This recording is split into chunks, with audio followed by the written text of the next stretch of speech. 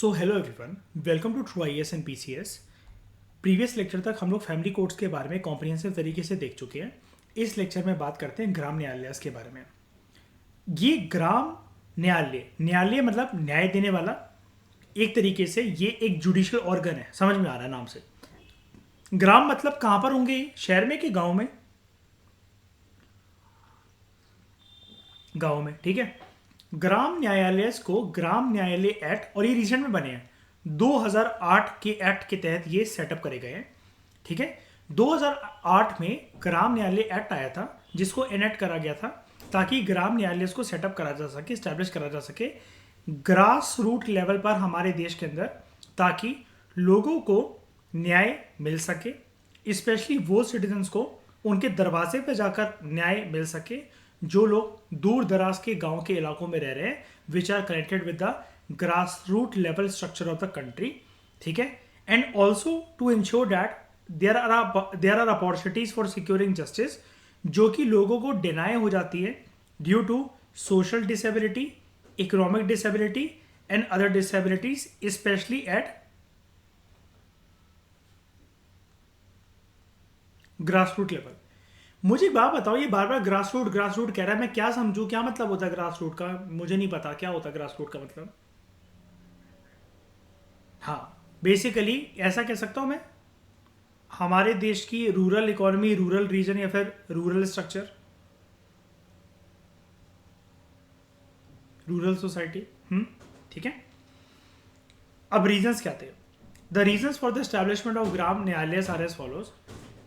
गरीब लोगों को न्याय मिल सके एंड डिसएडवांटेज लोगों को, एम देख लो, poor and disadvantage section of the society, ठीक है। ये बेसिकली इनको न्याय ना मिल पाना, ये एक दुनिया भर की दिक्कत है, पूरी दुनिया में दिक्कत है, ठीक है। हालांकि बहुत सारी जो है क्या कहते हैं प्रयास करे जाते हैं, डाइवर्स अप्रोचेस अपनाई जाती हैं, स्ट्रेटजीज अपनाई जाती हैं, कुछ ऐसे प्लान्स, एक्शन प्लान्स, लॉज, कुछ कुछ स्ट्रेटजीज, ये सब कुछ फॉलो करा जाता है, लेकिन फिर भी ये लोग जो न्याय इनको मिलना चाहिए वो उससे वंचित रह जाते हैं।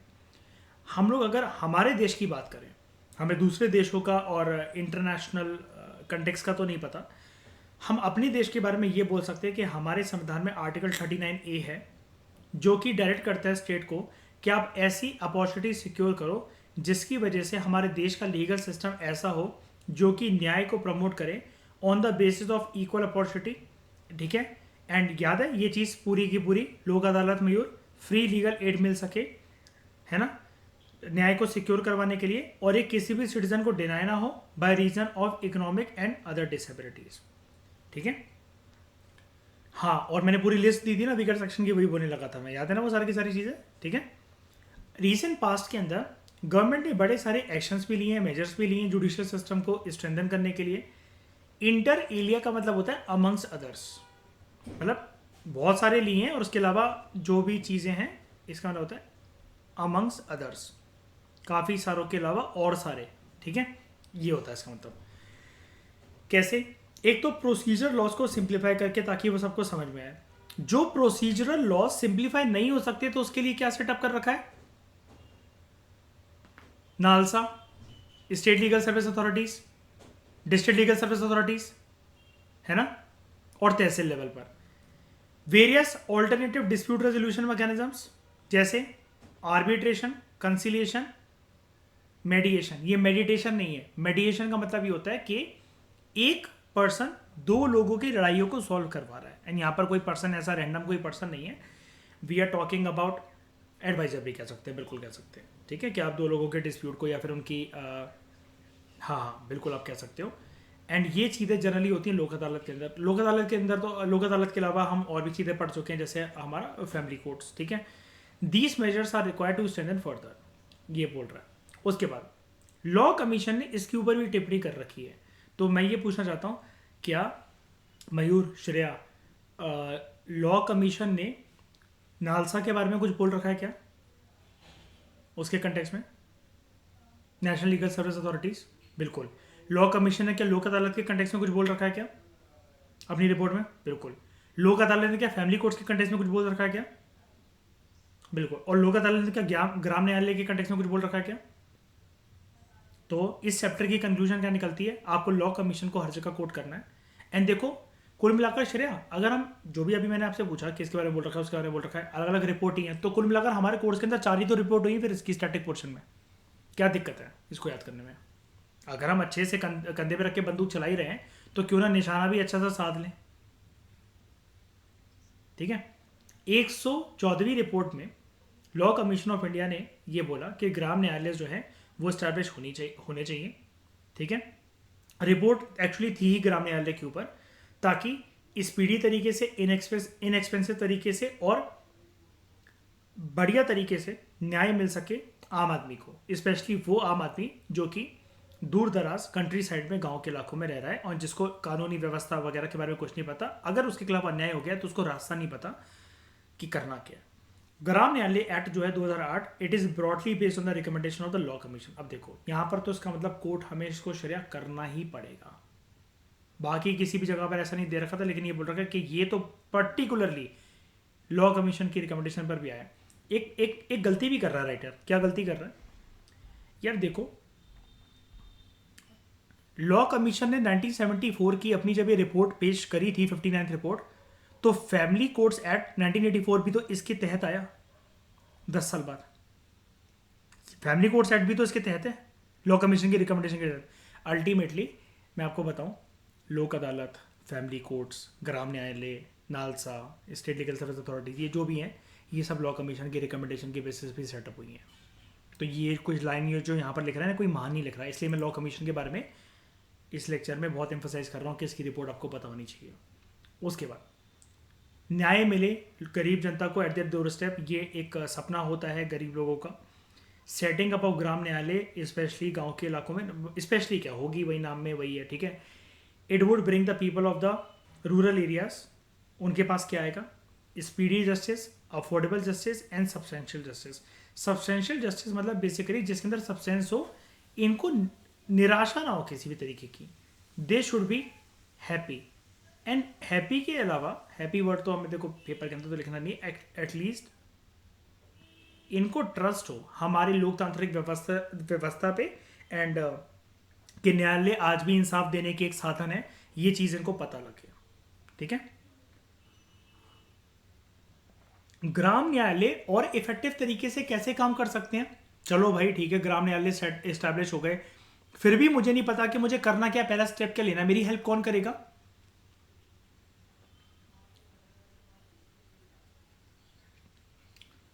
हाँ, कैसे, कौन करेगा? वो कौन है? वो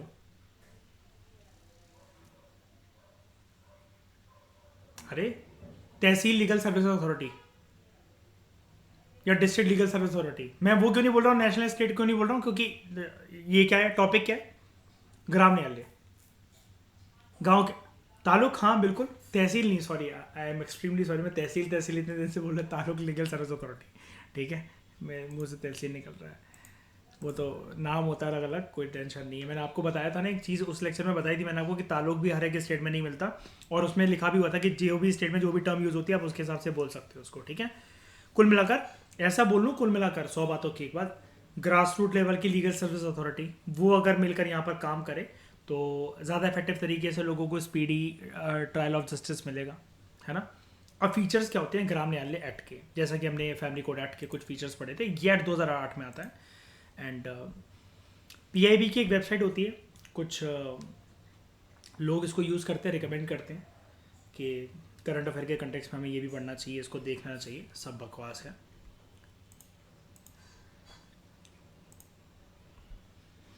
या अच्छा, पीआईबी की जो साइट होती है ना, एक्चुअली ये सिर्फ करंट अफेयर के कंटेक्स्ट में, मैंने तो वैसे ही बता दी, ये पीआईबी में सरकार ना अपनी साइट से, जैसे होता नहीं कि आपकी जवाबदेही बनती है कि आप क्या कर रहे हो क्या नहीं कर रहे हो, जनता को बताओ, तो यहाँ पर सरकार अपनी साइड से कुछ चीज़ें पेश करती है कि हमने ये सोचा है, ऐसा करेंगे वैसा करेंगे, इस मिनिस्ट्री में ये लेकर आ रहे हैं वो लेकर आ रहे हैं। तो बेसिकली जब भी सरकार कुछ प्रेजेंट करे तो वो हमारे देश में नाम कहलाते हैं उनके कि this is a current affair, बस। तो पीआईबी एक उनका प्लेटफॉर्म है जहाँ पर सरकार जो है जनता को रूबरू करवाती है कि वो क्या करने वाले हैं, क्या कर रहे हैं। ठीक है। तो फीचर्स क्या है ग्राम न्यायालय एक्ट 2008 के? ग्राम न्यायालय जो है, it shall be a court of judicial magistrate of the first class और वहाँ पर एक प्रिसाइडिंग ऑफिसर होना चाहिए जिसको बोले जाता है न्याय अधिकारी।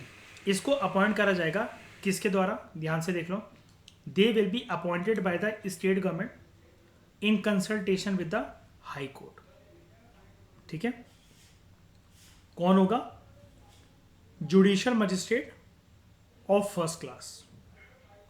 ठीक है, प्रिसाइडिंग ऑफिसर का नाम क्या है, न्याय अधिकारी। उसके बाद ग्राम न्यायालय shall be establish for every panchayat intermediate level पर, या फिर एक ग्रुप ऑफ पंचायत भी हो सकती है एट इंटरमीडिएट लेवल, कहां पर, जिले के अंदर, या जहां पर पंचायत नहीं एग्जिस्ट करती ना किसी राज्य के अंदर, ठीक है, उस जगह पर ये जिले लेवल पर भी हो सकती है, डिस्ट्रिक्ट लेवल पर यानी कि, और जहां पर पंचायत होती है तो वहां पर panchayat at the intermediate level करके स्टैब्लिश हो जाएगी। कुल मिलाकर बेसिकली ये है कि पंचायत हो तब भी स्टैब्लिश हो जाएगी, पंचायत ना हो तब भी स्टैब्लिश हो जाएगी, पंचायत हो तो ग्राम लेवल पे, नहीं हो तो डिस्ट्रिक्ट लेवल पे। ठीक है, उसके बाद न्याय अधिकारी जो हैं ये प्रिसाइड करेंगे ओवर दीज ग्राम न्यायालय। ठीक है, और ये एक प्रकार के जुडिशियल ऑफिसर्स होते हैं, इनको सेम सैलरी मिलेगी and they will be deriving the same powers as the first class magistrate जो कि हाई कोर्ट में वर्क करते हैं। तो देख रहे हो पावरफुल है ये, है ना, देखने से पता लग रहा है मयूर, हाई कोर्ट के फर्स्ट क्लास मजिस्ट्रेट की अगर सैलरी मिल रही है इनको, तो बंदा तो फिर यही सोचे ना कि अगर सेफ साइड से अगर रकम कमानी तो फिर यहीं जाके काम कर लो, है ना। और क्या, उसके बाद ग्राम न्यायालय shall be a mobile court. Mobile court का मतलब क्या, आप इसको उठा के पहियों से चला के एक जगह से दूसरी जगह ले जाओगे, इसका मतलब क्या है, मोबाइल कोर्ट का यहाँ पर ये मतलब है they shall exercise the power of both civil courts and criminal court. Common है ये दोनों के लिए, यानी कि स्विच कर सकता है बिटवीन द केसेस, हर तरीके के केस एक्सेप्ट हो जाएंगे। यही दो तरीके के केसेस होते हैं ब्रॉडली शरिया, नहीं, क्रिमिनल कोर्ट और civil court, sorry criminal case and civil cases. Yes, उसके बाद जो सीट होती है ग्राम न्यायालय की, it is located at the headquarter of the intermediate panchayat, यहाँ पर उनको इस्टेब्लिश कर रखा है। और मैंने जैसे कि बताया अगर पंचायत नहीं है तो यहाँ पर मैं मार्क कर दे रहा हूँ, डिस्ट्रिक्ट लेवल पर जहाँ पर भी सेटअप कराना चाहे राज्य की सरकार वहाँ पर कर सकती है, जिले के लेवल पे। ठीक है, पंचायत अगर है तो मुद्दे जो हैं गांव के जो होंगे वो सारे के सारे सेटअप होंगे यहाँ पर, एंड एक जगह पर जाकर ये पर्टिकुलर आपको देखने को मिलती है। दिस इज नॉट वो वाला कि किसी पेड़ के नीचे बैठ के कुछ पंच और सरपंच बैठ गए, ये वो नहीं, इनका प्रॉपर एक बिल्डिंग होती है, स्ट्रक्चर होता है। उसके बाद ग्राम न्यायालय shall try criminal cases, civil suits, claims और डिस्प्यूट्स जो कि स्पेसिफाइड है एक्ट के फर्स्ट शेड्यूल के अंदर एंड सेकंड शेड्यूल के अंदर, एंड ये एक्ट की बात हो रही है इसकी, ग्राम न्यायालय एक्ट की और 2008। तो first schedule and second schedule के अंदर जो भी चीज़ें हैं, अब आपको वो शेड्यूल जाने की जरूरत नहीं है, कोई कॉन्स्टिट्यूशन का शेड्यूल नहीं है। जो सेंट्रल गवर्नमेंट है और जो स्टेट गवर्नमेंट है दोनों, इनको दोनों को पावर मिल रखी है कि ये फर्स्ट शेड्यूल को और सेकंड शेड्यूल को अमेंड कर सकते हैं जिसकी जैसी लेजिस्लेटिव व्यवस्था बने उसके अनुसार अगर लगे। अब ये लेजिस्लेटिव कॉम्पिटेंस का मतलब क्या है, अब आप कहोगे सेंट्रल गवर्नमेंट तो फिर पूरा का पूरा चेंज करके रख देगी। यार यहाँ पर ना कोई कोल्ड वॉर नहीं है सेंट्रल स्टेट गवर्नमेंट के बीच में, यहाँ पर बेसिकली हमें जस्टिस देना है ग्रास रूट लेवल पे कॉमन मैन को। तो अगर कुछ लगता है राज्य की सरकारों को तो वो अपने हिसाब से चेंज कर सकते हैं व्यवस्था। अगर सेंट्रल गवर्नमेंट को लगता है कि पूरे देश में ये चीज़ तो मस्ट है, अनिवार्य है, ये ग्राम न्यायालयों में होनी ही चाहिए, तो फिर सेंट्रल गवर्नमेंट अमेंड कर देगी उसको, कोई टेंशन नहीं है। उसके बाद ग्राम न्यायालय shall follow summary procedure in criminal trial. Summary procedure का मतलब ये होता है डिटेल में सुनने की पावर या डिटेल में डील करने की पावर इनके पास नहीं है, फिर तो फिर जो सबऑर्डिनेट कोर्ट है, हाई कोर्ट है, सुप्रीम कोर्ट है, उनकी फिर कोई पावर ही नहीं रह गई। क्रिमिनल ट्रायल को ये सिर्फ एक समरी लेवल पे देखेंगे एंड वो भी ऐसे जो कि नॉन अवेलेबल हो। ठीक है, उसके बाद ग्राम न्यायालय shall exercise the power of a civil court कुछ मॉडिफिकेशन के साथ, and they shall follow the special procedure जो कि एक्ट के अंदर प्रोवाइड कर रखा है, अपनी मर्जी था तो कुछ भी नहीं। ठीक है, अब ये स्पेशल प्रोसीजर क्या है, यानी कि एक सवाल हमारे सामने उठता है, क्या आईपीसी की, इंडियन पीनल कोड की, और code of criminal procedure CrPC की, इसकी धाराओं के तहत कुछ कानूनी कार्रवाई कर सकते हैं क्या? भाई एक्ट में जो दे रखे हैं सिर्फ वही, सारा का सारा आईपीसी नहीं, सारा का सारा सीआरपीसी नहीं। उसके बाद ग्राम न्यायालय को ट्राई करना चाहिए, they shall try to settle the disputes as far as possible by bringing about conciliation between the parties, और इस पर्पस के लिए इनको कंसिलिएटर्स जो हैं जो आप कह रहे थे ना मयूर, एडवाइजर्स वगैरह, वो उनको यूज़ करने चाहिए, अपॉइंट करना चाहिए, ठीक है। वही है, मतलब प्यार से बात सॉल्व हो जाए इनफॉर्मल तरीके से, वो ज़्यादा बेटर है। कुल मिलाकर इन सारी चीज़ों का एम यही है, चाहे वो लोक अदालत हो, चाहे वो नालसा हो, चाहे वो फैमिली कोर्ट्स हो, चाहे ये हो। जो जजमेंट, अब देखो ध्यान से देखते हैं बाइंडिंग है कि नहीं है। जो जजमेंट है और जो ऑर्डर जो पास कर जाता है ग्राम न्यायालयों के द्वारा, वो एक रूलिंग और ऑर्डर डिक्री ही मानी जाएगी। And in order to avoid delay in its execution, Gram Nyayalaya को समरी प्रोसीजर फॉलो करना पड़ेगा फॉर इट्स एग्जीक्यूशन, जैसा कि एक्ट में दे रखा है। यानी कि एक्ट में ना दे रखा है, इसका मतलब क्या, समरी प्रोसीजर मतलब एक निर्धारित समय के अंतर्गत आपको जजमेंट सुनानी ही सुनानी है, चाहे आप कितने भी कंफ्यूज हो, चाहे कुछ भी हो। नहीं सॉल्व हो रहा है केसेस, पार्टी को बोल दो गो टू कोर्ट, ठीक है। उसके बाद ग्राम न्यायालय shall not be bound by the rules of the evidence, जो कि इंडियन एविडेंस के एक्ट के अंदर 1872 के अंदर है, but they are guided by the principles of natural justice. कुल मिलाकर बात यह है, इंडियन एविडेंस एक्ट के तहत ये बंधे नहीं है कि इनको वही चीजें जो फॉलो करनी है, they are guided by the principles of natural justice. कुल मिलाकर देखो, जो केस सामने आया ना, वो केस का मुद्दा क्या बनता है, उसके बेसिस पर ये नेचुरल रूप से एक जजमेंट दे सकते हैं, या फिर कोई भी ऐसा रूल जो कि हाई कोर्ट ने इनके लिए बनाया हो। अब मैं आपको एक बात बता देता हूं, हमारे देश में ये जो एक बॉडी है जिसका नाम आपने सुना होगा,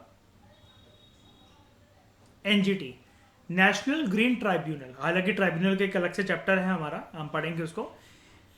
NGT is also guided by the principle of natural justice, ये भी बात याद रखना, ठीक है। उसके बाद जो अपील होती है क्रिमिनल केसेस के अंदर, it shall lie with the court of session, ठीक है, which shall be heard and dispose of with in the period of 6 months, जब से आपने उस केस को फाइल करा है, जो अपील जो है उसको फाइल करा है, सॉरी, ठीक है। उसके बाद सिविल केसेस के अंदर डिस्ट्रिक्ट कोर्ट देखता है, ये हमने देखा था ना सेशन कोर्ट डिस्ट्रिक्ट कोर्ट में। अब तो आपको क्लैरिटी है, ये तो बाय नेचर ही इनका यही होता है ना, कि बेसिक नेचर ही इनका ये होता है कि डिस्ट्रिक्ट कोर्ट जो है वो सिविल केसेस के साथ डील करते हैं, और जो सेशंस कोर्ट है वो क्रिमिनल केसेस के साथ डील करते हैं। ये भी 6 महीने के अंतर्गत के अंदर ये जो अपील है इसको सुना जाएगा एंड निपटा दिया जाएगा, केस का निपटारा कर दिया जाएगा। A person accused of any offence, ठीक है, ही और शी में file an application for plea bargaining. यहाँ पर यानी कि आप क्या एक पिटीशन काइंड ऑफ डाल सकते हो क्या, यस, आप जो डाल सकते हो पिटीशन, हाँ इसको, हाँ मैं वही बता रहा हूँ कि इसको रिव्यू पिटीशन नाम ना देके इसको हम लोग प्ली बार्गेनिंग कहते हैं, कि सर जी थोड़ा सा माफ कर दो, कम कर दो, अगली बार से ऐसा नहीं होगा, मत भेजो जेल वगैरह, थोड़ी सी रेपुटेशन वगैरह बिगड़ जाएगी सोसाइटी के अंदर, तो आप देख लो थोड़ा सा, ये होती है प्ली बार्गेनिंग, ठीक है। अब सेंट्रल गवर्नमेंट ने डिसाइड, इस्टेब्लिशमेंट देखते हैं, सेंट्रल गवर्नमेंट ने ये डिसाइड करा था कि in order to meet the non recurring expenditure. Non recurring का मतलब क्या होता है, जो बार बार नहीं आता है ना, रिकरिंग का मतलब जो बार बार खर्चा होता है, याद है इकोनॉमिक्स वाले लेक्चर से, ठीक है, कि जो ये जो ग्राम न्यायालय जो स्टैब्लिश करे जाएंगे, रोज रोज स्टैब्लिश करे जाएंगे क्या, तो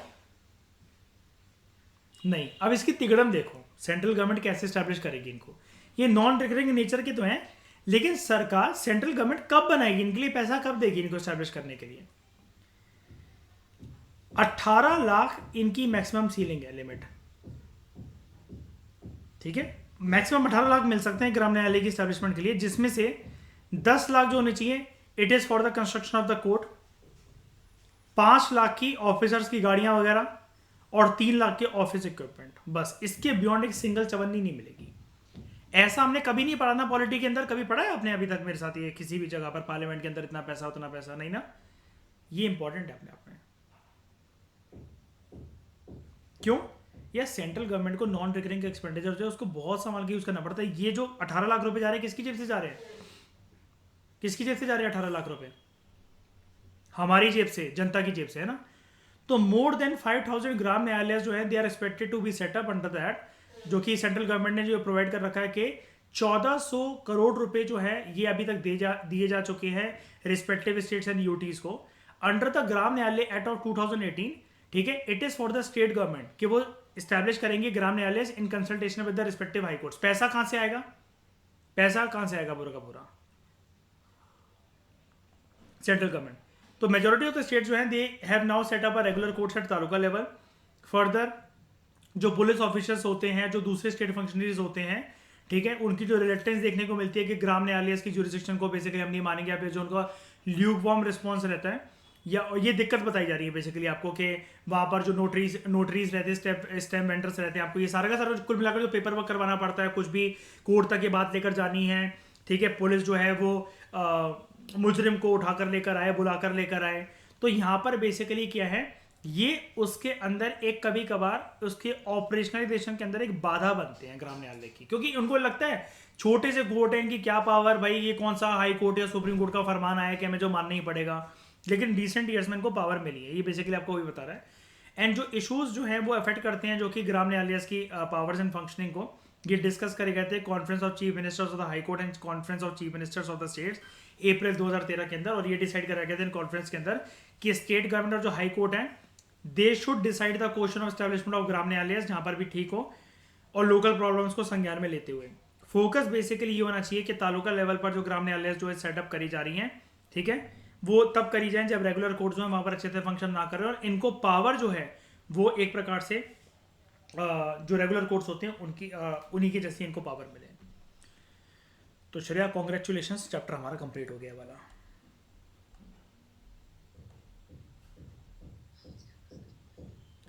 दिस इज डन। अब क्या हो गया इसके अंदर, हाँ, special provision for some state. तो दोस्तों ये कॉम्प्रिहेंसिव तरीके से हमने ये जो हमारा चैप्टर है इसको कंप्लीट करा, एंड अभी हमारा जो जुडिशरी का जो टॉपिक जो पूरे के पूरे चल रहे हैं उसके अंदर हमारा थोड़ा सा हाई कोर्ट और सुप्रीम कोर्ट का जो है वो हमारा स्ट्रक्चर देखना बाकी है, एंड सब ऑर्डिनेट कोर्ट्स का हमारा चैप्टर कॉम्प्रिहेंसिव तरीके से कंप्लीट हो गया। Thank you very much for discussion.